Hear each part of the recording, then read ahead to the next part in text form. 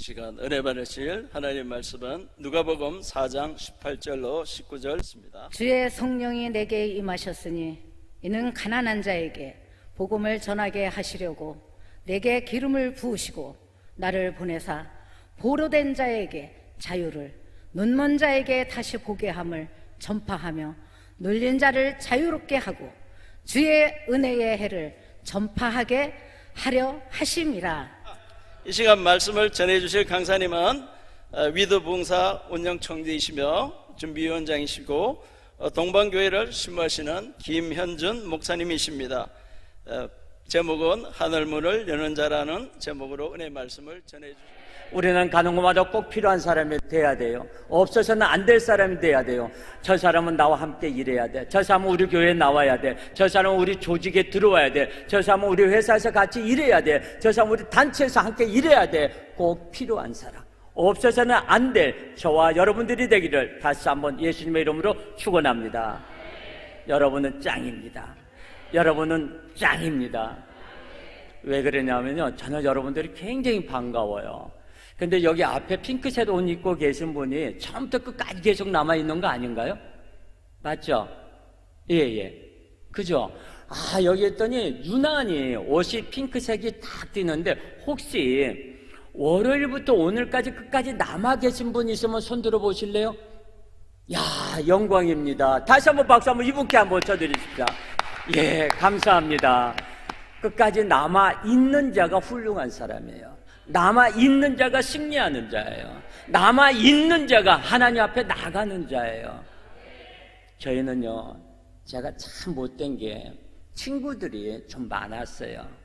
친구들이 많았는데 제가 총각 때 대학교 다닐 때 교회에서 집사직분을 받았어요. 총각 때 집사직분을 받았다는 건 조금 대단하잖아요. 근데 우리 목사님께서 일을 시키기 위해서 집사직분이 있어야 된대요. 그런데 이제 우리 친구들이 같이 다녔던 친구들이 굉장히 많았는데 그 친구들이 제가 그때 교회를 다닐 때 좀 창피한 이야기입니다만 집사 때입니다. 이게 지금은 아니에요. 절대로 오해하지 마시고요. 담배를 피웠어요. 담배를 피웠는데 이 담배를 가지고 가는데 교회 갈 때 이 담배를 이쯤에도 못 넣잖아요. 표시가 나잖아요. 여기다가 옆주머니에도 넣자니 속주머니에도 넣자니 표시가 나요. 근데 겨울철은 그런 대로 괜찮아요. 근데 겨울철은 괜찮은데 여름철은 다 표시가 나니까 담배 넣기가 제일 좋은 데가 어딘 줄 아세요? 남자들은 다 알 거예요. 양말 속이에요. 양발 속에다 담배를 넣고서는 예배 마치고 끝나면 나가서 친구랑 둘이서 피우고 막 와서 옆에는 또 뭐냐면 빨간 거, 그때 럭키치약이 유행이었거든요. 럭키치약으로 냄새로 입냄새 손에 다 닦아가지고 했는데 몸에서 나는 냄새는 어떻게 할 수가 없겠더라고요. 그런데 그랬던 사람들의 그 친구들이 끝까지 남아있는데 그 중에서 8명이 목사가 2명이 나오고 장로가 1명이 나오고 권사가 2명이 나오고 사모가 2명 나왔어요. 끝까지 남아있으니까 그렇게 되더라고요. 저는 그래요. 가끔 가다가 예수님께서 오시려면 여러분 언제 오셨으면 좋겠어요? 저는 제가 담임 목회자다 보니까 제 속상할 때가 수요일이에요. 그것도 언제냐? 수요일날 비 오는 날. 수요일날 비 오는 날 나는 예수님 오셨으면 참 좋겠어. 그날이 굉장히 오셨으면 얼마나 좋을까. 저는 그 생각을 가끔 가다 제가 욕심을 부려보기도 합니다. 그런데 예수님은 시도 없이 때도 없이 오신다고 그랬거든요. 오늘 제목은 하늘문을 여는 자예요.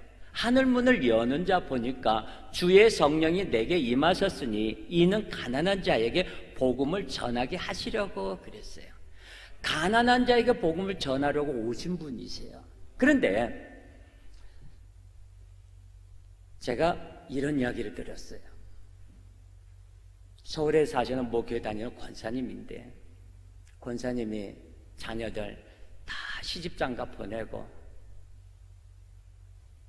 여생 혼자 있자니까 조금 심심해요. 그래서 하나님 앞에 기도했어요. 하나님의 은혜 가운데 아이들이 시집장가 가서 다 잘 되고 잘 살고 있는데 하나님 저 어떻게 했으면 좋겠어요? 주님을 위해서 일했으면 좋겠어요. 하나님 응답 좀 해주세요. 뭘 하면 좋을까요? 여태껏 주님의 은혜 안에서 여기까지 왔어요. 하나님 도와주세요. 하나님 응답해 주세요 하고 기도를 했어요. 기도를 하면서 쭉 작정하면서 기도하니까 하나님께서 응답해 주시더래요. 그래, 사랑하는 데 따라 호스피스를 한번 해봐라 그러더래요. 이분이 호스피스가 뭔지 몰랐어요. 호스피스? 그게 뭐지 하면서 이제 목사님한테 물어봤대요. 그래서 호스피스는 뭐냐, 마지막 하나님 앞에 갈 수 있는 분들, 그분들이 끝까지 나와서 편안하게 하나님 앞에 갈 수 있도록 도와주는 사람, 쉽게 말하자면 간병인처럼 그분은 이미 하나님의 나라에 확정되어 있는 사람들을 옆에서 도와주고 끝까지 같이 해주는 사람. 그 사람이 그거 괜찮겠네요, 하나님께서 원하신 거니까 그걸 하겠습니다 그랬어요. 그러면서 하나님 앞에서 호스피스에 가서 교육을 받으면서 그 병원에 가서 이제 거기에 지정된 곳에 가서 봉사를 하는 거예요. 아침마다 가가지고 예배를 드리고 붙잡고 환자 한 분씩 기도해주고 하나님 모르는 분들 영접시켜드리고 그랬더니 그것이 굉장히 기쁘더래요. 그리고 또 한 번씩 잡고 찬송가 불러주고 같이 찬양하고 하니까 너무너무 좋은 거예요. 내가 이분들을 위해서 열심히 일할 수 있는 이 건강을 주신 건 너무나도 감사구나. 그러면서 늘 항상 감사함을 느끼는데 어느 날 하루 그 할아버지 한 분을 계속 간호해드리고 그분이 처음에 했더니 좀 꼬챙이였대요. 말을 해도 안 듣고 말을 해도 도저히 뭐 받아들이지는 못하고 나는 이미 죽었는데 내 자식들이 나를 여기다 갖다 버렸구나 그렇게 생각을 하셨대요. 그분한테 아무리 말을 해도 복음을 전해도 안 들어가더래요. 그래서 그분한테 계속 사랑만 전했대요. 어르신 식사하셨어요? 제가 피부 좀 닦아드릴게요 하면서 찬송가도 불러드리고 흥얼흥얼하고 찬송가도 부르고 성경책도 읽고 하니까 맨 처음 막 거부했대요. 거부했는데 나중에는 그분의 사랑을 보고 그때는 조금씩 마음문을 열더래요. 그래서 오면은 딱 했더니 출근하는 날만 그 권사님만 기다리고 계시더래요. 오면 권사님 나왔어 그러면서 서로도 반가워하고 좋아하고 막 그랬대요. 근데 어느 날 그 할아버지가 권사님한테 딱 그러더래요. 할머니 나하고 결혼합시다 그러더래요. 여러분 같으면 어떻게 하겠어요? 어떻게 하겠어요? 우리 마스크 끼고 계시는 분 어떻게 하겠어요? 안 하죠? 미쳤냐? 내가 송장 치를 일이냐? 아마 그렇게 생각하시는 분들은 여기에는 한 분도 없을 거라 내가 믿습니다. 그죠? 없죠? 만약 있다고 하는 사람 한번 손들어, 오른발 엄지발가락을 살짝 들어보세요. 거봐요. 아무도 없잖아요. 오른발 엄지발가락 든 사람 아무도 없어요. 그러니까 여기는 전부 다 내가 다 그러면 결혼합시다. 뭐, 그래서 분들만 계시는 거죠. 그죠? 한 명만 빼고요. 다 그러네요. 근데 그 권사님이 곰곰이 생각했대요. 다시 한번 물어봤대요. 어르신 뭐라고요? 할머니 나하고 결혼해 주겠어? 그러더래요. 그때 이 권사님이 나이가 70이 넘었어요. 아이들 다 시집장가 보내고 결혼이요? 이분이 굉장히 젊은 나이에 혼자 되셔가지고 애들 다 키웠거든요. 시집장가 다 보내놓고 이분도 하나님만 믿고 하나님만 바라보고 여기까지 왔는데 결혼합시다. 그러니까 이분이 그랬대. 까짓과 결혼합시다. 그런 거예요. 첫마디가 나오기가 무섭게 까짓과 결혼합시다. 그랬어요. 진짜 결혼했어요. 혼인신고 했어요. 그런데 그때부터 할아버지가 너무너무 좋아지는 거예요. 너무너무 좋아지는 거예요. 좋아지면서 막 하면서 이번에 건강이 어떻게 됐을까요? 건강이 굉장히 되살아났을까요? 병원에 퇴원했을까요? 아니면 거기서 돌아갔었을까요? 퇴원했다고 하는 사람 손 들어보세요. 아, 그래요. 내 믿음대로 될지어다. 또 돌아가셨다고 하는 사람 손 들어보세요. 와, 여기는 전부 다 믿음이 강한 분이네. 믿음만 좋은 사람들만 모였네. 어떻게 되실까요? 우리 반주자 선생님. 몰라요. 아, 목사님 괜히 그런 걸 나한테 물어봐. 그런 건 아니겠죠? 예. 돌아가셨어요. 돌아가셨어요. 그러면서 유품을 정리를 하는데 통장에서 26억 원이 나온 거야. 26억 원. 하품하지 마요. 감격해서 그냥 입을 쫙 벌린 거죠. 26억 여러분 만져봤어요? 아, 3명만 딱 만져봤다고 그러네요. 나는 못 만져봤어요. 와, 땡 맞았죠? 수지 맞았죠? 대답을 안 해. 내 돈 아니라고? 땡 맞았죠? 수지 맞았죠? 그분이 결혼하자고 한 이유가 뭐였냐면 이 유산을 돈을 물려줘야 되는데 통장에 있는 돈을 자녀들이 있잖아. 이거 그냥 줬다간 싸움이 나고 불화가 날까봐 혼인신고를 한 거예요. 이분한테 주고 싶은 거예요. 왜? 나를 너무나도 나를 사랑으로 베풀어주고 나를 사랑으로 진짜 감싸주고 사랑으로 대해준 사람이 그분밖에 없었던 거예요. 병원에서. 그러니 여러분 지나가다가도 사랑으로 힘들고 어려운 사람 도와줘야 돼요? 안 도와줘야 돼요? 혹시 모르잖아. 26억이 생길지 아니면 30억이 생길지. 주는 사람은 누구? 하나님이야. 주는 사람은 하나님이니까 나는 그걸 해야 돼? 안 해야 돼? 그럼 지금부터 한번 나한테 해봐봐. 그렇습니다. 우리는 항상 마음에 양갈래를 가지고 있어요. 그분이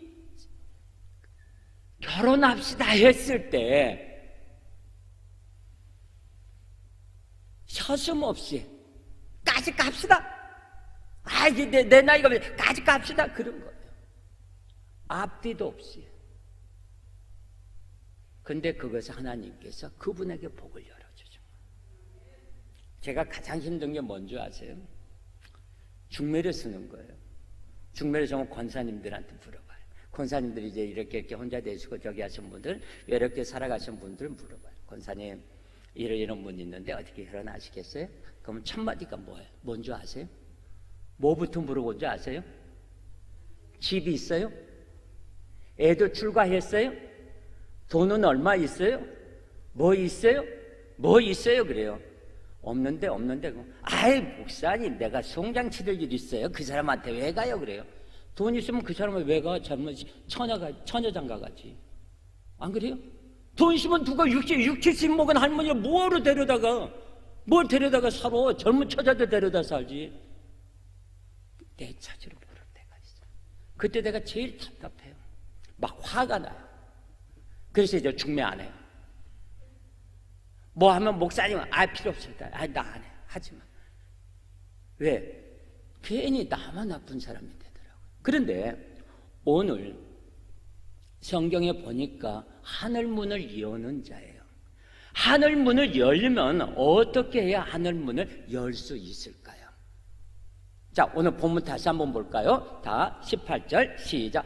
주의 성령이 내게 임하셨으니 이는 가난한 자에게 복음을 전하게 하시려고 내게 기름을 부으시고 나를 보내사 포로된 자에게 자유를, 눈먼 자에게 다시 보게 함을 전파하며 눌린 자를 자유롭게 하고라고 했어요.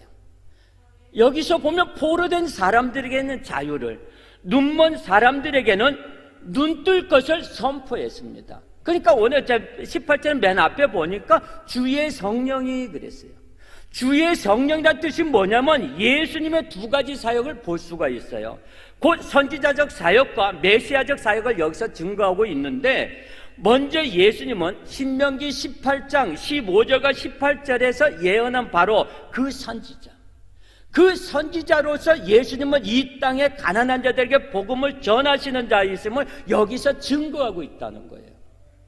그리고 둘째는 뭐냐? 예수님께서 하나님의 기름 부음을 받은 자, 곧 메시아로서의 영적으로 눈멀고 포로된 자들을 죄악에서 건져내서 자유케 하시기 위해서 오신 분임을 여기서 증거하고 있는 거예요.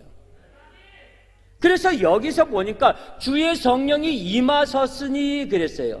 주의 성령이 임하셨으니 이 말은 뭐냐면 헬라어로 에크리세라고 하는데 이 뜻은 뭐냐? 기름 붓다, 기름 받으다라, 기름 바르다라는 뜻이에요. 이 뜻을 가지고 있는데 이 예수님께서 성령이 임했다는 것은 뭐냐? 기름 부음을 받았다는 거예요. 기름 부음을 받았다는 것은 바로 바로 그리스도인들이 바로 기름 부음을 받았다는 거예요. 기름 부음을 받았다는 것은 무엇이냐? 성령님으로부터 내가 함께하고 성령님이 나에게 임했다는 거예요. 성령님이 가는 곳마다 나와 함께 동행하고 성령님이 가는 곳마다 내 뒤를 돌봐주시고 성령님이 가는 곳마다 내 앞에 막혔던 그 길을 열어주신다는 거예요. 그래서 우리는 뭐냐? 성령의 기름 부음을 받아야 된다는 거예요. 성령의 기름 부음을 받는데 사도행전 10장 38절에 보니까 나사렛 예수께서도 성령을 기름 붓듯이 받았다 그랬어요. 저는 이 성경 구절 보고 굉장히 놀랐어요. 아니, 예수님께서 이 땅에 오셨고 하나님의 자녀로서, 하나님의 독생자로서 성령의 기름 부음을 받을 필요가 뭐가 있을까? 그렇게 생각을 했어요. 원래 예수님은 능력 있는 자, 예수님은 하나님의 아들로서 능력 있고 하나님의 아들로서 죄 없는 자인데 왜 여호와 하나님께로부터 성령을 기름 붓듯이 받았을까? 예수님께서도 하나님으로부터 성령을 기름 붓듯이 받았는데 왜 우리는 못 받느냐? 왜 우리는 성령님과 함께 동행하는 그 삶을 못 사는지? 내가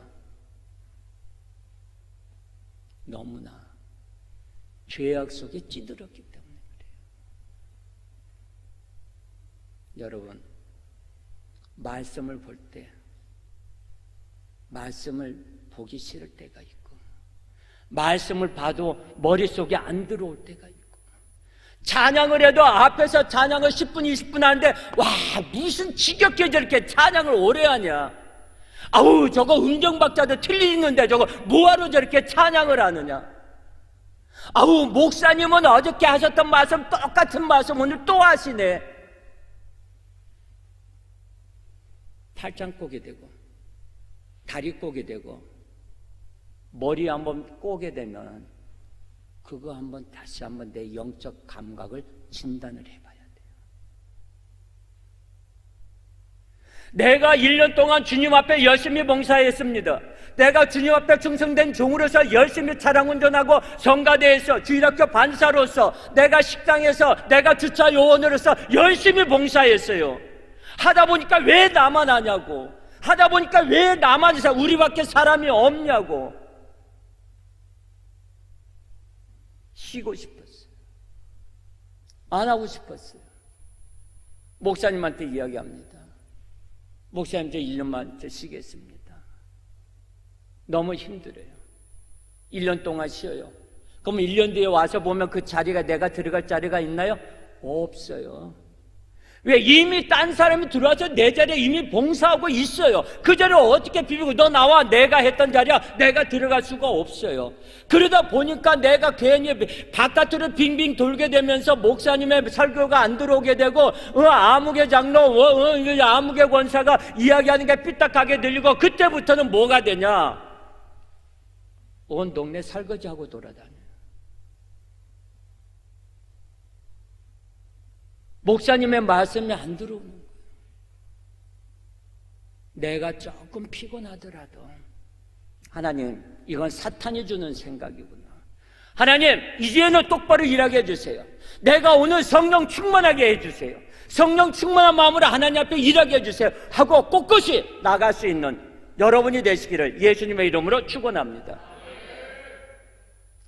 예수님께서는 무엇이냐 하면 기름 부음을 받았다는 것은 뭐냐? 이 맥을 같이 하는 것으로서 제사장직, 선지자직, 그리고 왕들이 기름 부음을 받았듯이 예수님께서도 기름 부음을 받으신 분으로서 이러한 직분들을 모두 수행하실 것을 여기서 말씀하고 계시는 거예요. 그래서 따라서 이사야 예언처럼 그 예언의 주인공이신 예수님께서는 성령을 받은 자이시고 복음의 선포자이시고 눌린 자를 자유케 하는 메시아의 사명을 감당하시는 분이시라는 것을 믿으시기 바랍니다.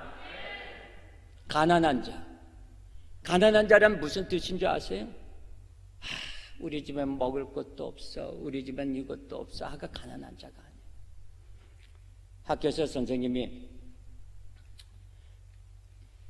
집안에 대해서 써가지고 오라고 그랬대요. 글짓기를 하라고 그랬대요. 가난에 대해서 글짓기를 해갖고 오라고 그랬는데, 아빠 어떻게 돼요? 야, 우리 집은 가난해. 선생님한테 가난하다고 이야기해. 우리 집은 너무나도 가난하니까 가난하다고 이야기해.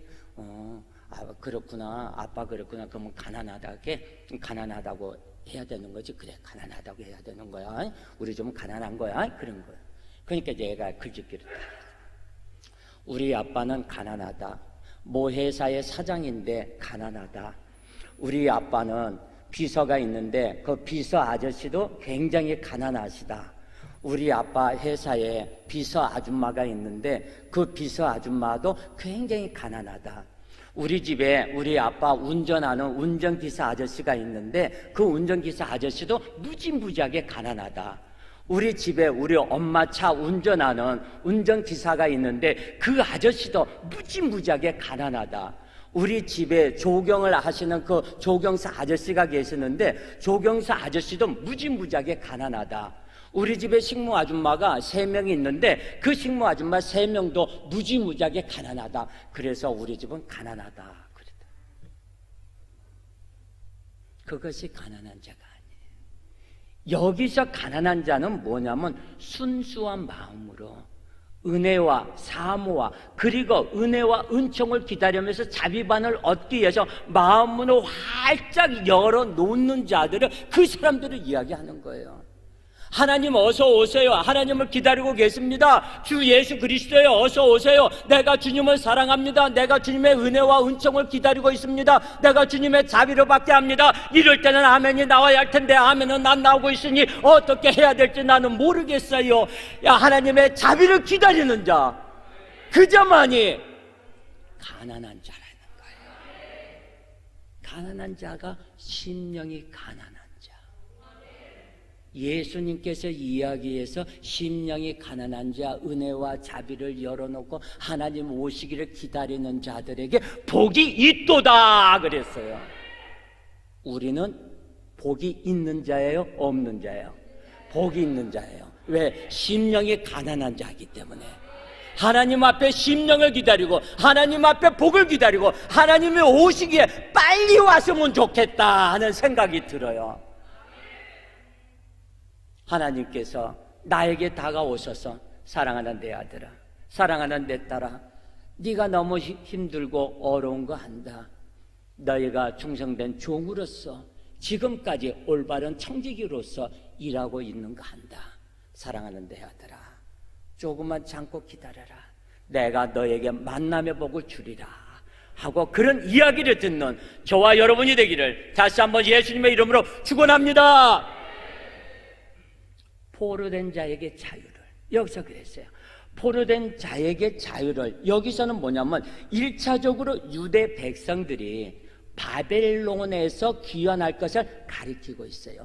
70년의 포로 생활을 하면서 너희들은 70년 뒤에 귀환할 것이다 라고 이야기하고 있는데, 여기서는 무엇을 가리키냐면 영적으로 눌린 자, 귀신에 사로잡힌 자, 그리고 귀신에게 눌린 자, 그 사람들을 자유케 하고 내가 온 인류를 죄와 사망의 그늘에서 해방시킬 것을 의미하고 있어요. 그리고 보니까 여기서 눈먼 자에게 다시 보게 함을 그랬어요. 예수님께서 육체적으로나 영적으로 눈먼 자에게 시력을 회복시켜 주실 것을 여기서 말씀하고 계시는 거예요. 즉 귀신을 쫓아내며 병을 고치는 거예요. 예수님께서 이 땅에 오셔서 33년 동안 3년 동안 공생애를 하시면서 하는 말씀이 무엇이냐? 귀신을 쫓아내고 병을 고치고 복음을 전한 거예요. 예수님께서 이 땅에 오시면서 사랑을 베푼 거예요. 사랑을 베풀었다는 것이 무엇이냐? 귀신을 쫓아내고 병을 고쳐준 거예요. 사랑하는 내 딸아, 사랑하는 내 아들아, 다 내게로 오라. 내가 너를 구원하고 내가 너를 사랑하겠다고 그랬어요. 오직 계시면 하나님께서 내가 너를 지명하여 불렀나니 너는 누구 거? 내 것이라고 그랬어요. 다시 한번, 너는 내 것. 너는 주님의 것이라는 거예요. 나는 누구 거? 주님의 것이라는 거예요. 주님의 것으로 나는 사명을 받았어요. 주님의 것으로 소명을 받았어요. 주님의 것으로 이미 내가 지명하여 이미 불림을 당했어요. 그랬는데도 불구하고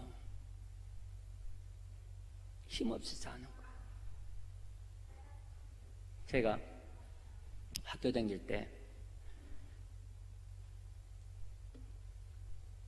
여러분 학교 다니다 보면 학교에 그런 아이들이 꼭 하나 있죠. 말썽은 또 혼자 다 부려. 근데 선생님한테 안 들켜. 그런 애 있어요, 없어요? 꼭 한 반에 한두 명 있어요. 그죠? 걔가 내였어요. 걔가 나였어요. 오직 걔으면 내 짝꿍이 전교시 1등 하는 애예요. 걔한테 이렇게 이제 시험 문제를 이제 보는데, 요 놈이 좀 가르쳐 달라 해도 안 가르쳐 줘요. 보여달라고 해도 안 보여줘요. 그래서 이제 한 번은 이제 수학 문제, 그 문제를 내가 책상에다가 쫙 적어 놨어요. 커녕 해본 적 다 있죠? 커녕 안 해본 사람. 그래서 저도 책상에다 딱 적어 놨어요. 적어 놨는데, 근데 그 적어 놓으면서 그 문제를 좀 달달달달 외웠어요. 그러면서 수학 문제를 이렇게 보더니, 그 문제가 나온 거예요. 그 문제가. 근데 그 수학 문제가 굉장히 어려운 문제인데 그 문제가 나온 거예요. 근데 책상에다 비록 적어놨지만 나는 그거 이미 적느라고 달달달달 외웠거든요. 그래서 얘 것을 한번 봐서 이렇게 보니까 공식을 적어서 내려가는데 이상하게 틀려. 내가 아는 거하고 틀려요. 그랬더니 저걸 적을까? 요걸 적을까? 그때 따라 얘가 이렇게 이제 시험지를 가렸는데 그때 따라 이렇게 시험지를 안 가리고 쓰더라고요. 저걸 볼까? 이거 쓸까? 저걸 갈림길에 있다가 에라 내 건 내가 쓰겠다. 그러면서 그 문제를 썼어요. 수학을 쫙 풀어나갔어요. 세상에. 수학 시간에 선생님이 오셔가지고 하시는 말씀이, 야, 우리 반에 정신없는 놈이 하나 있다 그러더라고요. 저는 깜짝 놀랐어요. 그게 뭐냐 그랬더니 번호도 안 잊어먹어요. 2학년 때 제가 번호가 48번이었어요. 48번 누구야? 김현준 그랬더니 그 선생님 그때 선생님 접니다. 현준이 그래. 예. 그 별명을 불렀어요. 그걸 내 별호인데 별호를 야, 너 참 뭐라고 내가 할 말은 없다 그러더라고요. 왜요? 그랬더니 전교에서 이 수학 문제 푼 애 딱 한 명밖에 없대요. 나밖에 없대요. 얘도 그거 틀렸어요. 근데 나는 그 문제가 남들은 다 어려웠는데 나는 그 문제가 제일 쉬웠어요. 왜? 내가 아는 문제이기 때문에. 여러분 시험 볼 때 아는 문제가 쉬워요? 모르는 문제가 쉬워요? 내가 아는 문제가 쉬워요. 그 뒤부터 시험 보는 학생들에게는 꼭 그래요. 우리 딸이 시험 보러 가는데 아빠 나 시험 공부 망쳤어. 아파, 나 아파서, 감기 걸려서 나 그랬더니 얘가 밤새 열기가 있어가지고 공부를 못했어요. 아빠, 나 기도 좀 해줘. 그럼 기도 좀 해줘. 하나님, 우리 사랑한테 어제 밤새까지 알았습니다. 우리 경은이 공부도 못했습니다. 하나님, 우리 경은이 아는 문제만 나오게 해주세요. 더도 말고 덜도 말고 10개 이상 아는 문제만 나오게 해주세요. 아는 문제만 나오게 해주세요. 그래놓고 기도했어요. 그리고 그 다음날 이렇게 아침에 밥 먹는, 아빠, 어저께 아빠가 기도한 대로 됐다? 그랬더니 그게 뭐냐? 내가 아는 문제 12개가 나왔대. 자기가 아는 문제 12개가 나왔대. 그거하고 연필 굴린 거하고 90몇 점 맞았더라고. 공부 못했다는 애가, 하나도 못했다는 애가. 그거예요. 여러분들 목사님들이 계신다면 시험 보러 가는 애한테 아는 문제만 나오게 해달라고 기도하세요. 아는 문제만 나오게 해달라고. 그 문제가 내가 쉬워요. 그런데 우리가 눈먼 자에게 하나님께서 다시 보게 해주셨다는 것은 무엇이냐? 영적인 눈을 뜨게 했다는 거예요. 영적인 눈을 뜨게 해줬다는 것은 우리가 이야기를 합니다. 여기서 보니까 눌린 자를 자유롭게 하고 그랬어요. 눌린 자를 자유롭게 한다는 것은 뭐냐? 죄의 노예가 되어서 세상의 근심과 걱정에 얽매이면서 고통받는 자에게 예수님께서 영혼의 평안과 자유를 주실 것을 가리키고 있는 거예요. 그래서 우리가 영안이 열리는 것을 원하고 있어요. 영안이 열렸다는 것은 우리가 하나님 앞에 오늘 제목이 뭐냐? 하늘문을 여는 자예요. 하늘문을 여는 자는 누구냐? 바로 그 뜻이 무슨 뜻이냐? 영의 눈이 열렸다는 거예요. 저는 처음에 목사님하고 부흥강사 목사님이 하늘문을 열게 하여 주시옵소서. 우리는 저와 여러분들이 하늘문을 여는 자가 돼야 됩니다. 하늘문을 열게 하여 주시옵소서. 성령 충만해야 됩니다. 하늘문을 열게 하여 주시옵소서 하는데 아멘 아멘 하게 크게 외쳐주시기를 바랍니다. 하늘문을 열게 하여 주시옵소서. 하늘문을 열게 하여 주시옵소서 하면서 기도하는데, 아니 도대체 목사님 뭐 하늘문이 뭐야? 하늘에 문이 있나? 하늘에 무슨 문이 있나? 하늘에 문이 없을 텐데. 그러면 문이 있다면 얼마나 클까? 문이 얼마나 클까? 그러면 그 문은 분명히 열쇠가 있을 텐데 그럼 그 문 뭘로 열고 가지? 그거구나. 요즘에 금방에 가니까 행운의 열쇠라고 뭐 이렇게 열쇠 있는데 그걸로 해서 여나? 뭘로 여나? 아니야. 요즘에 원터치 시키니까 번호를 띠띠띠띠띠띠띠 안 누르면 착하닥 열리나? 그렇게 생각했어요. 하늘의 문이 어디에 있는가? 그러면서 지금도 가끔가다 비행기 타고 가면 하늘 문이 여기 어디 있을까? 할 때도 있어요. 있다면 어디에 있을까? 그런데 그 하늘의 문이 어디에 있을까요? 내 안에 있는 거예요. 내 안에 있는 거예요.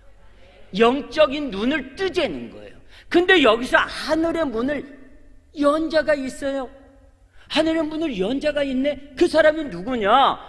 사도 요한. 한번 볼까요? 성경 가지고 있는 사람 한번 찾아보겠습니다. 요한계시록 4장 1절.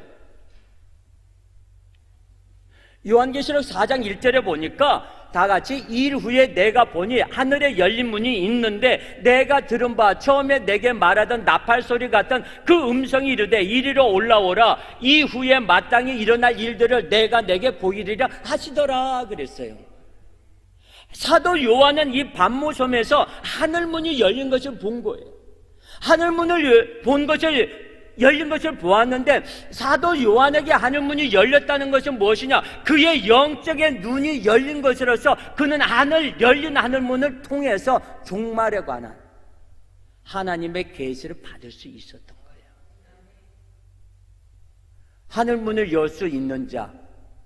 그러면 한번 볼까요? 요한계시록 19장 11절에 보니까 또 내가 하늘이 열린 것을 보니 보라 백마와 그것을 탄 자가 있으니 그 이름은 중신과 진실이라. 그가 공의를 심판하며 싸우더라 그랬어요. 또 내가 하늘이 열린 것을 보았다는 거예요. 그러면 또 내가 하늘이 열린 것을 보았다는 것은 뭐냐? 하나님의 영의 눈이 한 번 열리고 끝났다는 것이 아니라 내가 하늘의 문을, 영적인 눈을 자주 하나님께서 열어주셨다는 거예요. 그러면 내가 하늘 문을 열 수 있다는 것은 뭐냐? 하늘이 열린 것을 보았다고 여기서 기록하고 있는데, 이처럼 하늘 문이 열렸다는 것은 무엇이냐? 영적 세계를 보고 깨달을 수 있는 영의 눈이 열린 것을 이야기하는 거예요. 그럼 우리에게도 영의 눈이 열리는 축복이 있어야 할 것입니다. 모두가 다 영의 눈이 열려서 하늘의 문을 여는 자가 되기를 예수님의 이름으로 축원합니다. 하늘의 문을 열려면 어떻게 해야 되느냐? 어떻게 해야 될까요? 성령 충만해야 돼요. 거듭나야 돼요. 내가 하나님 앞에 나와서 내가 찬양과 말씀과 은혜로 내 안에는 악하고 더러운 것도 영적 감각 맡고 있는 악하고 더러운 귀신들을, 이 더러운 영들을 쫓아내야 돼요. 하나님 앞에 나와서 너무 힘들고 어려워요. 세상에 8대 독자로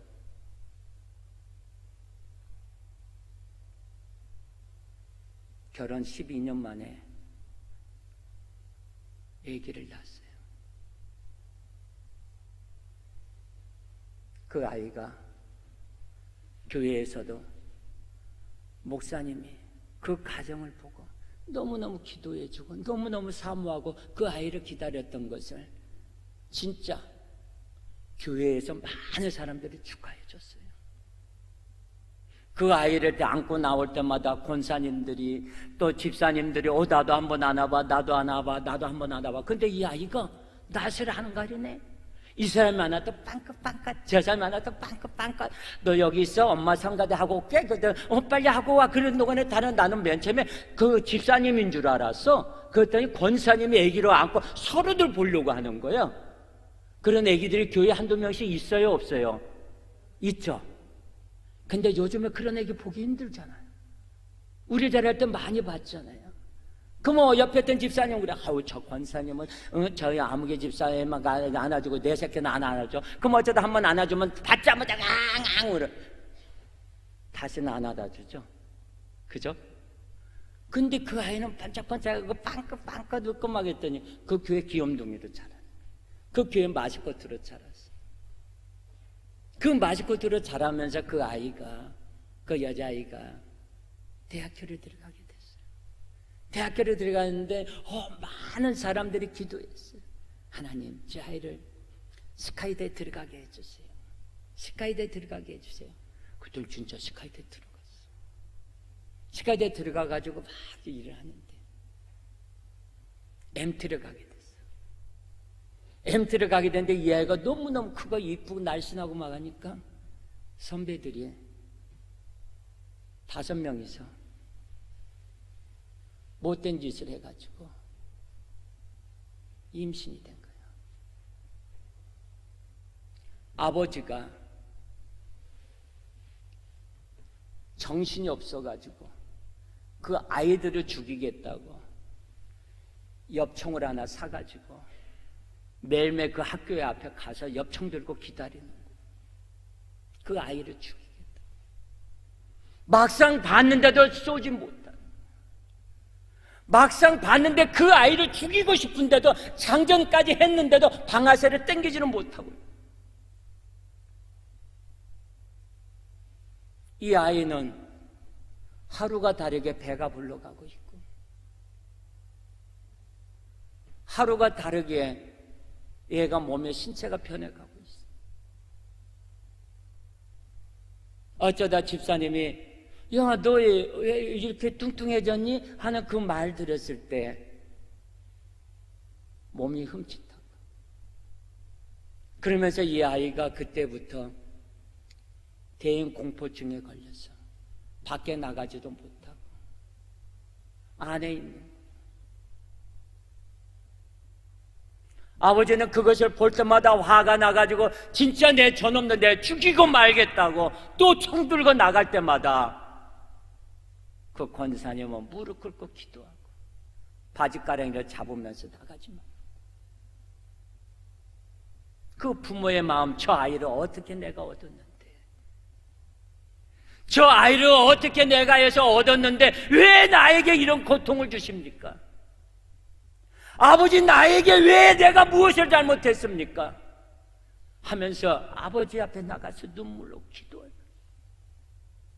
찬양을 해도 찬양이 안 돼. 말씀을 봐도 말씀이 안 돼. 기도를 해도 기도가 안 나. 앉아서 주여 주여 주여 하고 이 부부가 하다가 돌아. 새벽 기도 가가지고 아버지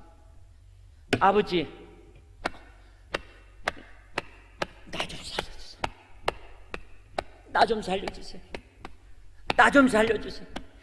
가슴을 막 쥐어뜯고 자 가슴을 막 해도 마음이 시원해지고. 아버지 어떻게 해야 돼? 어떻게 해야 돼?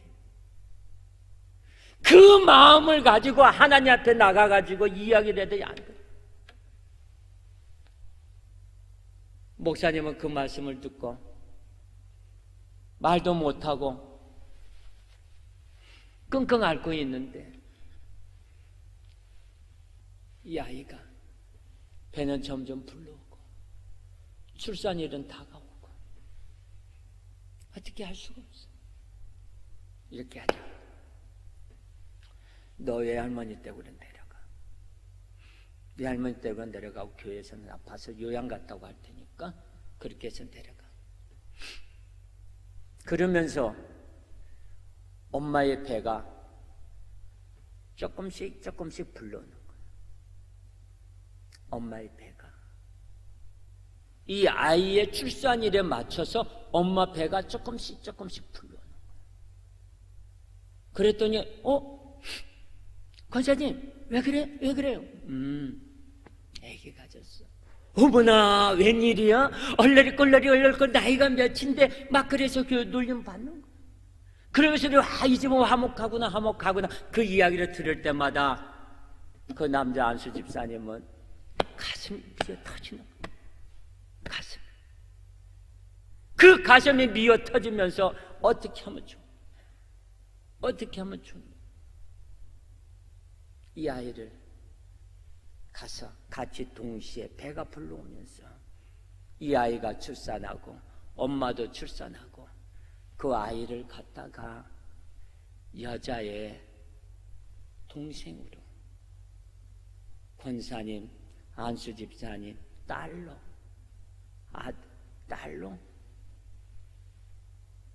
호적에 출생신고를 했어요. 그래서 교회에서 사람들이 오면은 전부 다 동생인 줄 알아요. 근데 그 아이가 자기 엄마잖아. 유난히 잘 따라. 그러니까 동네 사람들이 야 많이 닮았다. 그러니까 형제잖아.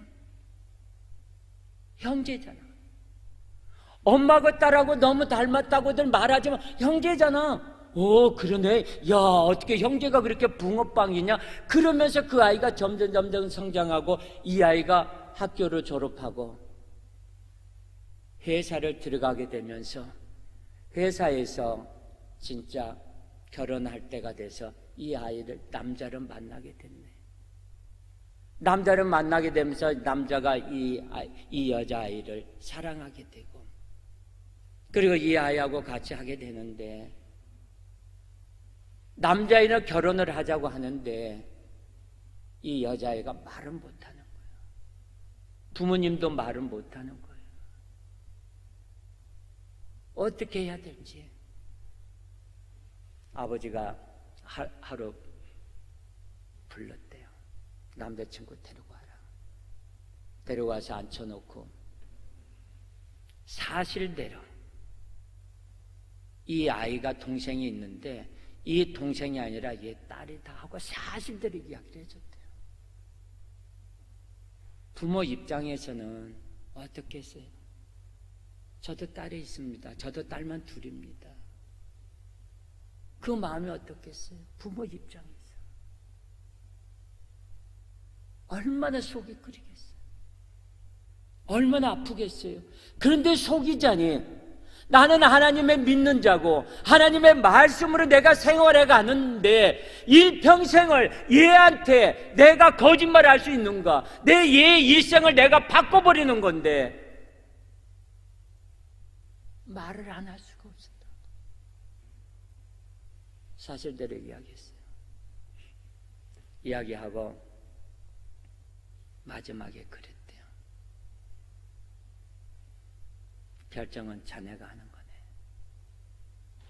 내가 이것을 말을 안 할 수가 없어서 하는데 일주일 안에 응답을 기다리고 있겠네. 대신에 우리는 오늘부터 작전 기도에 들어가겠네. 금식하면서. 그러면서 자네도 금식하면서 작전 기도 들어가 봐. 기도해 봐.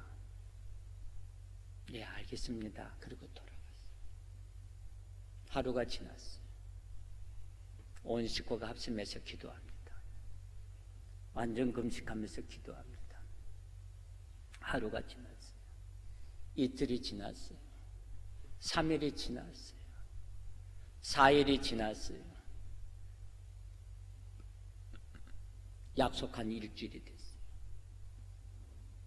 연락이 없어요. 8일이 지났어요. 연락이 없어요.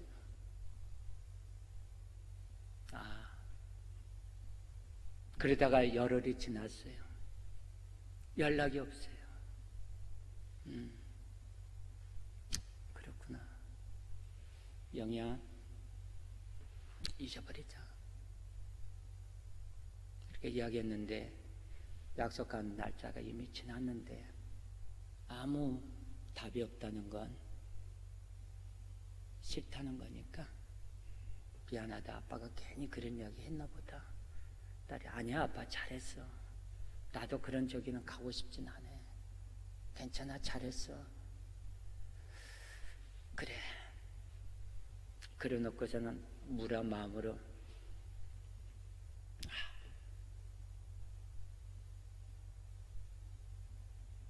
나가서 맥주나 한잔 하자 했다.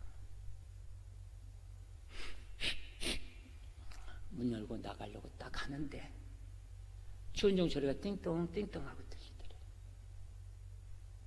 그랬더니 예 누구세요? 그랬더니 예 아버님 좋았습니다 하고 근데 그 뒤에 어머니하고 아버지가 같이 들어오신 거예요. 아 그래 아예 안녕하세요 안녕하세요. 이제 이분들이 이제 이 집안도 교회 다니고 그 집안은 장로님 권사님, 이 집안은 안수 집사님, 그리고 여기는 권사님. 아 예 안녕하세요 안녕하세요 인사하면서 딱 들으면서 앉아서 차 한잔하면서 권사님이 이야기하는 거예요. 집사님 우리 아이한테 이야기 들었습니다. 마음 아프시죠? 우리가 여태껏 내가 빨리 오지 못했던 건 제가 좀 집안에 일이 있어가지고 응답은 진작 받았는데 빨리 오려고 그랬는데 집안에 사정이 생겨서 늦게 왔습니다. 늦게 온 거 죄송합니다. 우리 집안 식구들은 모두가 다 나를 받아들이기로 했습니다. 그러는 거예요. 이때는 박수 한번 치면 좋을 텐데. 집사님 걱정하지 마세요. 얘를 내 친딸같이 키우겠습니다. 내가 이 애를 딸로 받아들이겠습니다. 며느리가 아닙니다. 내 딸입니다. 하더니 그러더니 그 사이가 옆에 있다가 아버님 제 애를 내 자녀로 입적하겠습니다. 내 자녀로 받아들이겠습니다. 쟤를 내 딸로 받아들이겠습니다. 온 식구가 그렇게 합의 받습니다. 이것이 무엇이냐? 눈먼 자에게, 포로된 자에게 자유를 주신 거예요. 얼마나 이 가정의 마음이 아팠겠습니까? 이 가정이 얼마나 힘들고 어려웠겠습니까? 이 가정에 눈만 뜨고도 이 가정에 보면은 내가 이 아이가 어떻게 난 아이인데, 이 아이를 내가 몇 년 만에 얻은 아이인데, 이 아이가 내가 어떻게 자란 아이인데, 그런 아이가 하루아침에 그렇게 돼버리고 그 아이를 엄마의 대신해서 출생신고를 했고 결혼을 하고 했을 때 하나님의 영광에 빛나는 그 새벽같이 빛나는 그 별처럼 하나님의 그 마음이 그 사람들에게 임했다는 거예요. 저는 그 가족을 굉장히 저는 환영하고 그 가족을 굉장히 사랑합니다. 여러분 같으면 그럴 수 있을까요? 말로는 한다고 하자면 내가 닥치는 일이면 힘들어요. 생각해 봐야 돼요. 그런데 그분은 받아들이더라는 거예요. 내가 하늘 문을 열려면 하나님 앞에 어떻게 나야 되겠습니까? 하늘이 열린 것을 보았다고 기록하고 있습니다. 사도 요한은 하나님의 하늘 문이 열린 것을 보았습니다. 그렇게 되기 위해서는 하나님의 말씀에 거듭나야 된다고 그랬습니다. 한번 볼까요? 요한복음 3장 3절과 5절에 보니까 사람이 거듭나지 아니하면 하나님의 나라를 볼 수 없느니라. 사람이 물과 성령으로 나지 아니하면 하나님의 나라에 들어갈 수 없느니라 그랬습니다. 하나님의 나라는 어디에 있느냐? 너희 안에 있다고 그러는 거예요. 하나님의 나라는 어디에 있느냐? 내 안에 있는 거예요. 하나님의 나라는 볼 수 없다고 그랬어요. 하나님은 여기 있다, 저기 있다, 하늘에 있다, 땅에 있다, 바다에 있다, 지하에 있다가 아니라 하나님의 나라는 어디? 내 안에 있다는 거예요. 내 안에 있다는 거예요. 하나님의 나라는 누가 볼 수 있느냐? 하나님의 나라가 된다는 것은 무엇이냐? 거듭나지 아니하는 자. 물과 성령으로 거듭나지 아니한 자는 하나님의 나라에 들어갈 수 없다고 합니다. 우리는 물과 성령으로 하나님의 말씀과 복음으로 하나님의 말씀으로 거듭나야 될 것입니다. 보라, 새 것이 되었도다. 새로운 피조물이 되었다고 우리는 새로운 마음으로 거듭나야 될 것입니다. 니고데모가 묻습니다. 예수님 어떻게 해야 됩니까? 그러면 내가 거듭나야 되냐면 다시 내가 모친의 몸으로 다시 들어가야 됩니까? 아니다. 너는 물과 성령으로 거듭나면 된다 그랬어요. 물과 성령으로. 기독교는 사랑하는 종교입니다. 기독교는 사랑의 종교입니다. 기독교는 과거를 묻지 않습니다. 기독교는 현재와 미래만 믿습니다. 내가 하나님의 나라에 들어갈 수 있는가? 내가 좌로나 우로나 치우치지 않냐고 베셋메시를 향해 가는 암소처럼 주님만을 향해서 가는 자를 주님께서 기다리고 계신다는 거예요. 표대를 향해서 촛대를 향해서 달려가는 그 암소처럼 저와 여러분이 되기를 예수님의 이름으로 축원합니다. 우리는 거듭나야 돼요. 내가 거듭나야 된다는 것은 무엇입니까? 내가 변화되는 삶을 원하는 거예요. 내가 변화되지 아니하고서는 하나님의 나라에 들어갈 수가 없어요. 내가 변화되지 아니하고서는 내가 하나님의 일을 할 수가 없는 거예요. 변화되지 않고 하나님의 일을 한다는 사람들 한번 보세요. 퉁퉁거립니다. 어떤 권사님이 여기 그랜드 피아노가 있네요. 교회에다 그랜드 피아노를 딱 기증을 했어요. 그래 놓고서 그랜드 피아노에다가 딱 밑에다가 편말이 그냥 완전히 그냥 대문짝만 해가지고 암흑의 권사 해가지고 딱 붙여놨어요. 아무도 뛰지 못하게. 그래 놓고 그 앞에서 피아노 아무도 못 치게 해요. 지 딸만 치게 해. 그게 거듭났을까요? 하나님 앞에 거듭나는 삶. 우리가 몇 년 전에 큰 사건이 하나 있었습니다. 대도 해가지고 대도 조세형 해가지고 너무너무나도 그 사람이 뭐 의적이다, 뭐 훔친 물건을 해가지고 훔쳐갖고 가난한 자에다 주고 뭐 여기저기서 막 완전히 뭐 그때 뭐 이상한 뭐 보석 다이아 뭐 들어보지도 못했고 보지도 못했던 그것이 뭐 신문 기자들 해가지고 그런 물 다이아몬드 뭐 사파이어 무슨 몬드 뭐 그런 것을 우리 그거 기사를 통해서 본 적이 있었어요.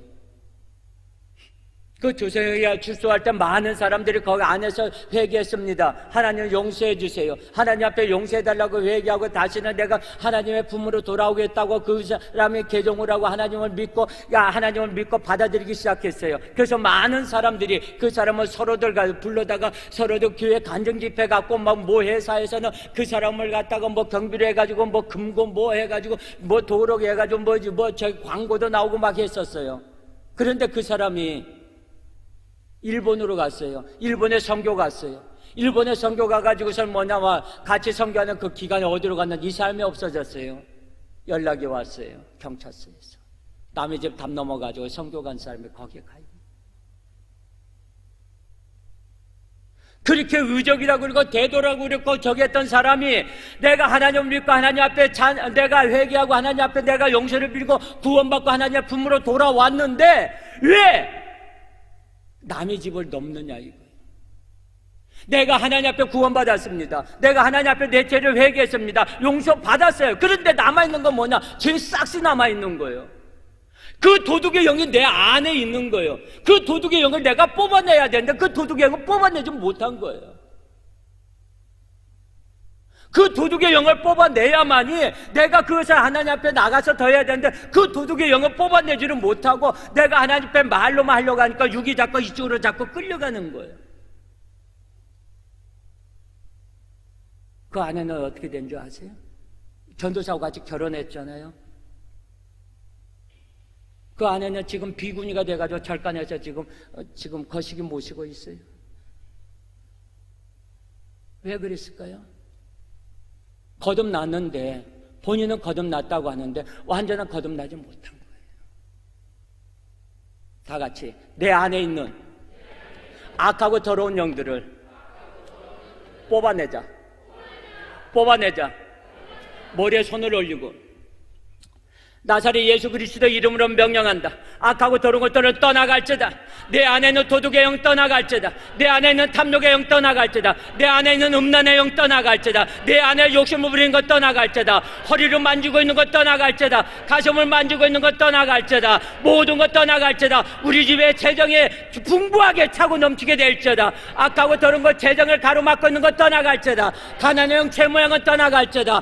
가난의 영 채모양은 떠나갈지다. 재정의 기름 부음이 차고 넘칠지어다. 악하고 더러운 것에 떠난 그 자리에 세포 속속에 뼈마디마디 그 사이사이마다 성령의 재정의 기름 부음이 차고 넘칠지어다. 아멘. 이렇게 하고 명령을 하세요. 명령 기도를 하세요.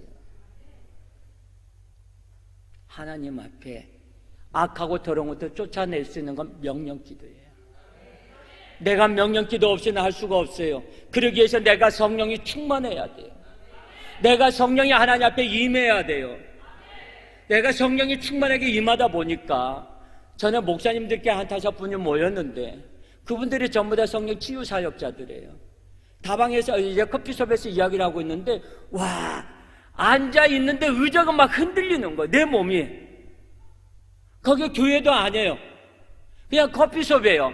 그냥 이야기해서 하나님의 이야기하고 있고 저기 성령의 이야기하고 있고 어저께는 뭐 저기 하고 있는데 막 있는데 내 안에 있는 막 성령이 충만해가지고 막 움직이는 거예요. 그래서 내가 막 이상하다 내 몸이 움직이네 그러면서 옆에 목사님한테 물어봤어요.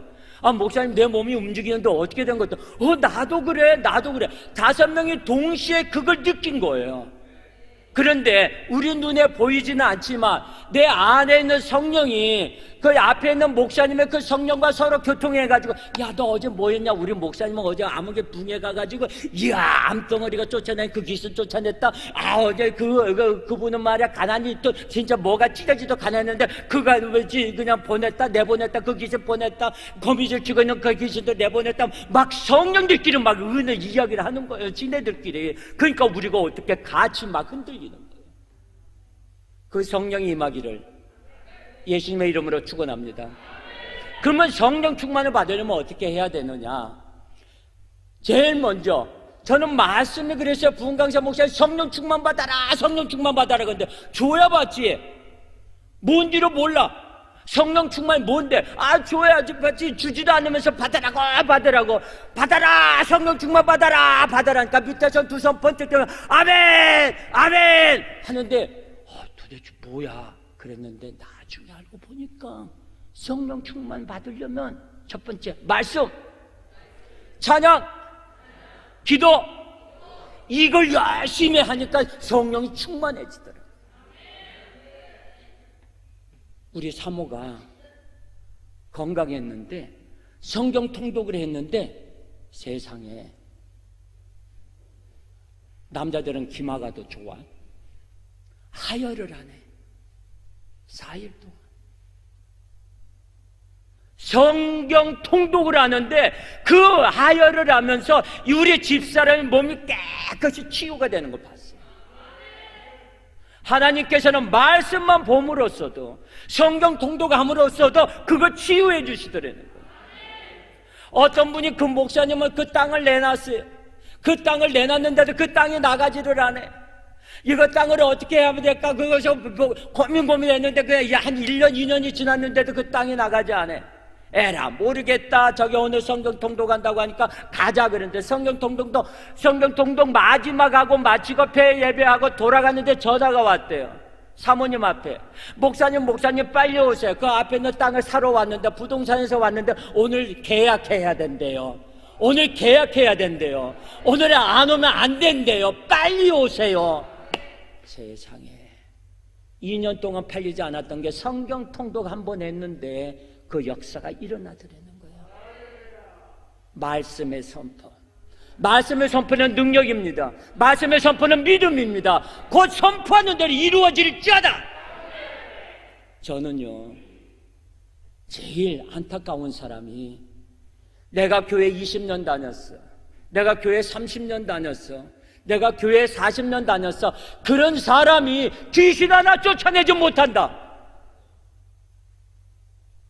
그건 문제가 있다고 봐요. 이렇게 뒤집어서 생각하면 돼. 내 아들놈이 고등학교 졸업했는데 한글은 몰라. 지 이름 석자도 제대로 쓸 줄 몰라. 부모 속이 어떻겠어요? 부모 속이 어떻겠어요? 왜 대답을 안 해? 속상하고 속 터지죠. 그냥 몽둥이를 하나 그냥 가서 두들겨 패고 싶죠. 그냥 너 뭐 했냐고. 교회 20년 다녔어. 교회 하나 귀신 하나 쫓아내지 못해. 하나님 보시기에 어떨까? 속 터지죠. 하나님 보시기에 나는 귀신을 쫓아내지 못한다. 그러면 내가 하나님 앞에 무릎 꿇고 빨리 빌어야 돼. 하나님 능력 주세요.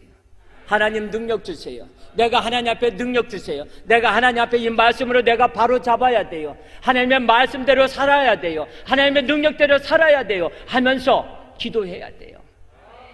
여러분들이 기도할 때, 여러분들이 하나님의 말씀을 기도할 때 저는 깜짝 놀랐어요.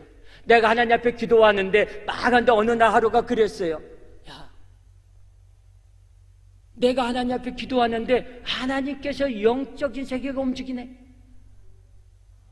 야, 내가 기도하는데 내가 영적인 세계가 움직이면서 하나님은 내 말씀을 응답해 주네.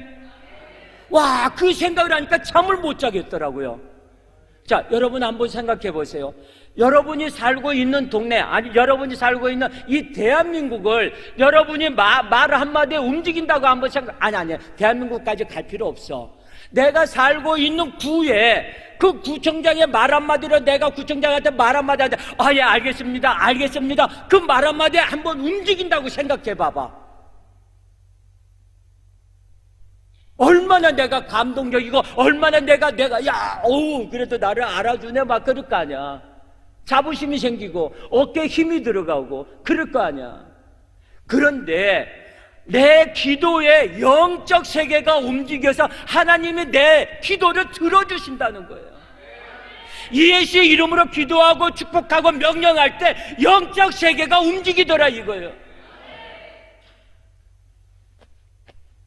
아무나 할 수 있는 게 아니야. 누구만 예수 믿는 자, 누구만 나만 할 수 있어. 왜? 내가 하나님 앞에 구원받았고 내가 예수의 이름으로 악하고 저런 것들을 쫓아낼 수 있기 때문에 하는 거예요. 좀 창피한 이야기인데 제가 고속도로를 타고 가다가 제 차가 코란도 스포츠예요. 레지던 스포츠인데 차선 위반을 했어요. 1차선을 어떻게 하다가 정신몽롱하다가 했더니 뒤에서 경찰차가 삐뽀 했더니 제 차 넘버가 굉장히 좋아요. 굉장히 좋아요. 그래서 우측으로 그러더라고요. 예, 딱 보니까 내가 차선 위반한 거야. 딱 했더니 차선 위반하셨습니다. 그때 예. 죄송해요. 내가 깜빡했고요. 그러면서 좀 창피한 겁니다. 이건 눈을 여러분들 해서는 안 돼요. 제가 이제 서울경찰청에 교병으로 있고 경무위원으로 있는데 그거 보여줘서 미안합니다. 제가 서울경찰청에 있는데요. 딱 봤더니 예, 수고 많으십니다 목사님. 예, 가시죠. 딱 그러더라고요. 그 경찰청 그 패스포드 하나만 보여줬는데, 그런데 하나님의 이름으로 내가 영적 세계를 움직인다는 거, 내가 영적 세계를 움직인다는 것이 얼마나 대단해요, 여러분. 나는 별 볼 일 없는 거 패스포드 하나 갖고 그 경찰이 목사님 조심하십시오 그러면서 보내주는데, 하나님께서 우리의 기도를 응답해 주시는 거예요. 하나님께서 우리와 함께 같이 하여 주시는 거예요. 여러분, 여러분의 기도가, 여러분의 말씀이, 여러분의 찬양이 상달되어서 응답받는 그 영적 세계를 움직일 수 있다는 거 얼마나 대단한 자부심입니까? 그 자부심을 가지고 오늘 주여 삼창하고 오늘 하나님 앞에 기도하겠습니다. 내가 하나님 앞에 나와서 기도할 때, 내가 하는 영적 세계를 움직이고 예수의 이름으로 기도하고 명령하고 축복할 때 영적 세계가 움직인다는 거 얼마나 대단합니까? 신앙생활이 행복해지는 교회, 그리고 내가 기도원이 되시고 엘리의 시대는 지나가고 사무엘 시대가 왔습니다. 내가 하나님의 은혜로 내가 깊이 들어가고 오늘 주여 삼창하며 주님 앞에 영광 돌리기를 원합니다. 주여! 주여! 주여!